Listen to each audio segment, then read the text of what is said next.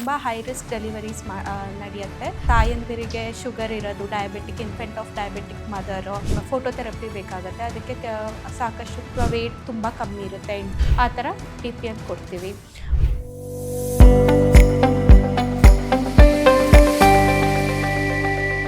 ಎಲ್ಲರಿಗೂ ನಮಸ್ಕಾರ. ನಾನು ಡಾಕ್ಟರ್ ಶ್ರೀರಕ್ಷಾ ಅಂತ. ನಾನಿಲ್ಲಿ ಆದಿಚುಂಚನಗಿರಿ ಇನ್ಸ್ಟಿಟ್ಯೂಟ್ ಆಫ್ ಮೆಡಿಕಲ್ ಸೈನ್ಸಲ್ಲಿ ನವಜಾತ ಶಿಶು ತಜ್ಞೆ, ದಟ್ ಈಸ್ ನಿಯೋನೆಟಾಲಜಿಸ್ಟ್ ಆಗಿ ಕೆಲಸ ಮಾಡ್ತಾಯಿದ್ದೀನಿ. ನಾನು NICU ಇನ್ಚಾರ್ಜ್. ಇಲ್ಲಿ ನಾವು NICU ಇಲ್ಲಿ ತುಂಬ ಹೈ ರಿಸ್ಕ್ ಡೆಲಿವರೀಸ್ ನಡೆಯುತ್ತೆ. ಅಂದರೆ ಪ್ರೀಟರ್ಮ್ಸು, ಅಂದರೆ ತಾಯಂದಿರಿಗೆ ಶುಗರ್ ಇರೋದು, diabetic, infant of diabetic mother, ಅಥವಾ ತಾಯಂದಿರಿಗೆ BP ಇರೋದ್ರಿಂದ IUGR ಆಗೋದು, ಕೆಲವೊಂದು ತುಂಬ ಆ ಥರ ಡೆಲಿವರೀಸ್ ಎಲ್ಲನೂ ನಾವೇ ಅಟೆಂಡ್ ಮಾಡ್ತೀವಿ.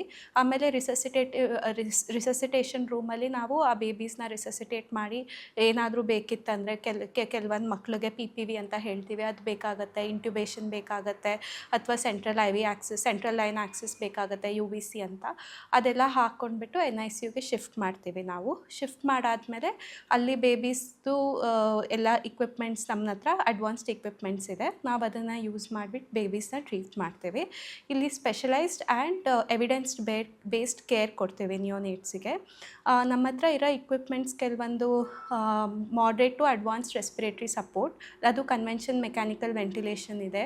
ಆಮೇಲೆ ಇದು non invasive respiratory support like CPAP machines ಇದೆ. ಆಮೇಲೆ HFNC ನಾನ್ ಇನ್ವೇಸಿವ್ ವೆಂಟಿಲೇಷನ್ ಎಲ್ಲ ಸಹ ಇದೆ. ಆಮೇಲೆ ಕೆಲವೊಂದು ಮಕ್ಕಳಿಗೆ ಇದು ಫೋಟೋಥೆರಪಿ ಬೇಕಾಗುತ್ತೆ. ಅದಕ್ಕೆ ಸಾಕಷ್ಟು ಫೋಟೋಥೆರಪಿ ಯೂನಿಟ್ ಸಹ ಇದೆ ನಮ್ಮ ಹತ್ರ. ಕೆಲವೊಂದು ಮಕ್ಕಳು ಪ್ರಿಮೆಚ್ಯೂರಾಗಿ ಹುಟ್ಟಿರ್ತಾರೆ. ಅಂದರೆ ತಾಯಂದಿರಿಗೆ ಏನಾದರೂ ತೊಂದರೆ ಇತ್ತು, ಇವಾಗ BP ತೊಂದರೆ ಇತ್ತು ತಾಯಿಗೆ ಅಂತಂದರೆ ಆವಾಗ ಮಕ್ಕಳು ಬೇಗ ಹುಟ್ಟುತ್ತಾರೆ. ಆವಾಗ ಅಥವಾ ವೇಟ್ ತುಂಬ ಕಮ್ಮಿ ಇರುತ್ತೆ, 800 ಗ್ರಾಮು 700 ಗ್ರಾಮ್ ಮಕ್ಕಳೆಲ್ಲ ಇರ್ತಾರೆ. ಅವರಿಗೆ NICU ಕೇರ್ ಬೇಕಾಗುತ್ತೆ. ಅದು ನಮ್ಮ ಲೆವೆಲ್ 2 NICUನಲ್ಲಿ ನಾವು ಆ ಮಕ್ಳಿಗೆ ಕೇರ್ ಅಂತ ಕೊಡ್ತೇವೆ. ಆ ಮಕ್ಕಳಿಗೆ ನಾವು TPN ಅಂತ ಹೇಳ್ತೇವೆ. ಸಪೋಸ್ ಆ ಮಕ್ಕಳಲ್ಲಿ ಕರಳು ಬಲ್ತಿರೋದಿಲ್ಲ, ಸೊ ಆ ಮಕ್ಕಳಿಗೆ TPN ಪ್ಯಾರೆಂಟಲ್ ನ್ಯೂಟ್ರಿಷನ್ ಬೇಕಾಗುತ್ತೆ. ಅದು ನಾವು ಇನ್ಫ್ಯೂಷನ್ ಬೇಸ್ಡ್ ಮೆಡಿಕೇಷನ್ ಡೆಲಿವರಿ ಅಂತ ಹೇಳ್ತೀವಿ.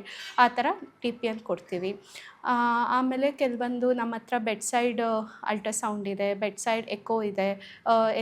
ಇವೆಲ್ಲ ಯೂಸ್ ಮಾಡಿಕೊಂಡು ನಾವು ಆದಷ್ಟು ಮಕ್ಕಳಿಗೆ ಎಷ್ಟಾಗುತ್ತೋ ಅಷ್ಟು ಕೇರ್ ಕೊಡೋಕ್ಕೆ ಟ್ರೈ ಮಾಡ್ತೀವಿ.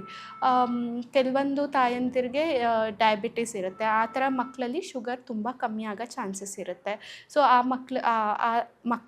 ಮಕ್ಳಿಗೂ ನಾವು ಶುಗರ್ ಮಾನಿಟ್ರಿಂಗ್ ಮಾಡಿಬಿಟ್ಟು, ಬೇಕಂದ್ರೆ ಕೆಲವೊಂದು ಮಕ್ಕಳಿಗೆ IV ಡ್ರಿಪ್ ಬೇಕಾಗುತ್ತೆ ಶುಗರ್ ಕೊಡೋಕ್ಕೆ. ಆ ಥರ ಎಲ್ಲನೂ ಟ್ರೀಟ್ಮೆಂಟ್ ನಾವು ಎಷ್ಟಾಗುತ್ತೋ ಅಷ್ಟು ಟ್ರೈ ಮಾಡಿ ಟ್ರೀಟ್ಮೆಂಟ್ ಮಾಡ್ತೀವಿ.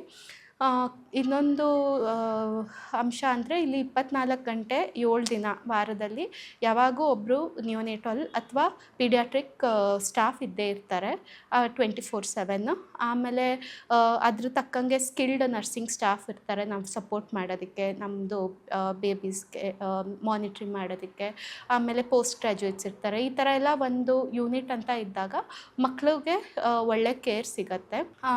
ಆಮೇಲೆ ಕೆಲವೊಂದು ಮಕ್ಕಳಿಗೆ ಜಾಂಡಿಸ್ ಜಾಸ್ತಿ ಆಗಿ ಅದು ಬ್ರೈನಿಗೆ ಹತ್ತಂಗೆ ಕರ್ನಿಕ್ಟರಿಸ್ ಅಂತ ಹೇಳ್ತೀವಿ. ಆ ಥರ ಎಲ್ಲ ಪ್ರಿವೆಂಟ್ ಮಾಡೋಕ್ಕೆ ನಾವು ನಮ್ಮಲ್ಲಿ IVIG ಕೊಡ್ತೀವಿ, ಎಕ್ಸ್ಚೇಂಜ್ ಟ್ರಾನ್ಸ್ಫ್ಯೂಷನ್ ಅಂತ ಮಾಡ್ತೀವಿ.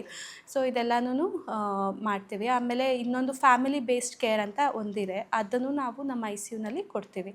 ಸೊ ಫ್ಯಾಮಿಲಿ ಬೇಸ್ಡ್ ಕೇರ್ ಅಂತ ಅಂದರೆ ಮದರ್ ಮತ್ತು ಫಾದರ್, ತಂದೆ ತಾಯಿ ಇಬ್ಬರನ್ನು ಇನ್ವಾಲ್ವ್ ಮಾಡಿ ಕ್ಯಾಂಗರೂ ಮದರ್ ಕೇರ್ ಅಂತ ಕೊಡೋದು. ಆಮೇಲೆ ಎಷ್ಟು ಬೇಕಾಗುತ್ತೋ ಅಷ್ಟು ತಾಯಿ ಹಾಲು, ಉತ್ತಮವಾದ ತಾಯಿ ಹಾಲನ್ನ ಕೊಡೋದು. ಆ ಥರ ಎಲ್ಲನೂ ಮಾಡ್ತೇವೆ. ಲೇಟೆಸ್ಟ್ ಹಾಗೂ ಇಂಟ್ರೆಸ್ಟಿಂಗ್ ಸುದ್ದಿಗಳಿಗಾಗಿ ಬಾಸ್ TV ಕನ್ನಡ ಚಾನೆಲ್ನ ಸಬ್ಸ್ಕ್ರೈಬ್ ಮಾಡಿ. ಹಾಗೆಯೇ ಬೆಲ್ ಐಕಾನ್ ಪ್ರೆಸ್ ಮಾಡಿ. ಇದರ ಜೊತೆಗೆ Facebook, Instagram, X ನಲ್ಲೂ ಮಿಸ್ ಮಾಡದೆ ಫಾಲೋ ಮಾಡಿ.